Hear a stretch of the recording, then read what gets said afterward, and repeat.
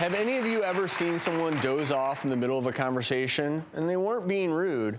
It could be the medical condition narcolepsy, and this viewer knows about it all too well.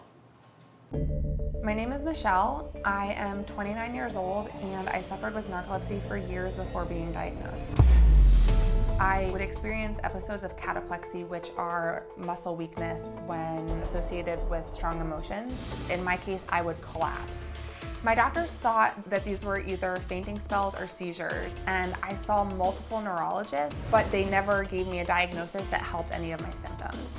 I would have days when I was fine, and then other days when I was so sleepy. I would have these minor hallucinations where I would hear somebody call my name and look around and there wouldn't be anybody there.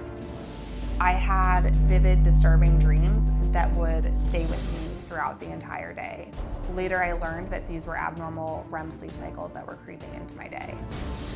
I was able to handle the sleepiness until I got to graduate school, which is when I was diagnosed with narcolepsy.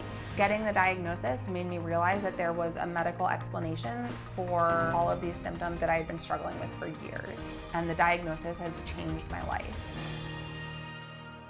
Sleep specialist Dr. Raj Dasgupta is here to talk about narcolepsy because it affects approximately 200,000 Americans. Welcome, sir.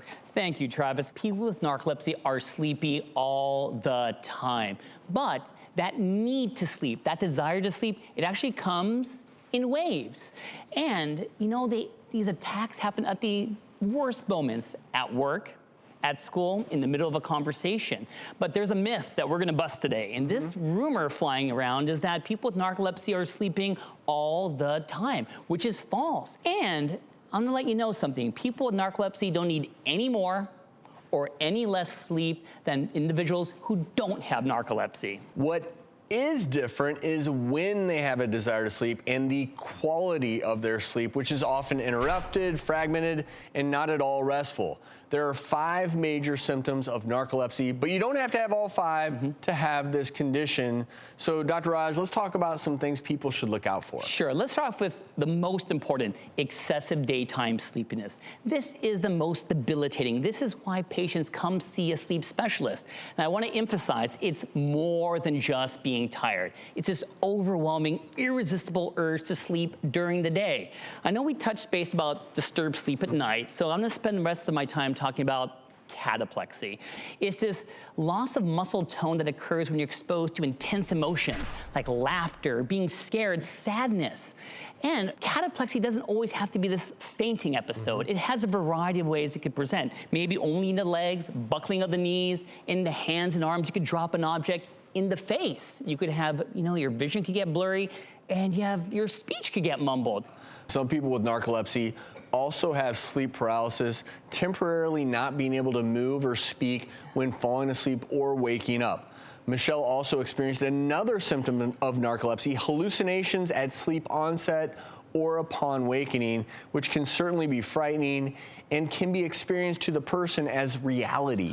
Narcolepsy is a debilitating neurological condition. And I wish I could tell everyone I know what causes it, but I don't. But because of research, we have identified a very important protein neurotransmitter called hypocretin. And hypocretin also regulates your sleep and wake cycles.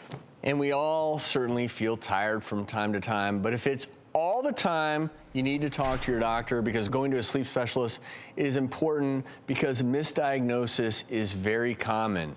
Because many disorders have some of the same symptoms of narcolepsy, it is often misdiagnosed as depression or some other disorder. Dr. Raj, you're involved with an initiative that may help those with this condition get more information. Tell us about that. Sometimes it takes almost like 10 years to make the correct diagnosis. And so that's why I'm teaming up with Jazz Pharmaceuticals, because they have this website. It's called morethantired.com. And that's what it is, being more than tired. And it does some wonderful things, such as it may help patients with narcolepsy get some answers. It actually, if you suspect narcolepsy in yourself or in a loved one, it has a screening questionnaire. And it may actually help you find a sleep specialist close to you. Dr. Raj, always full of helpful tips. Thanks so much. You're very welcome.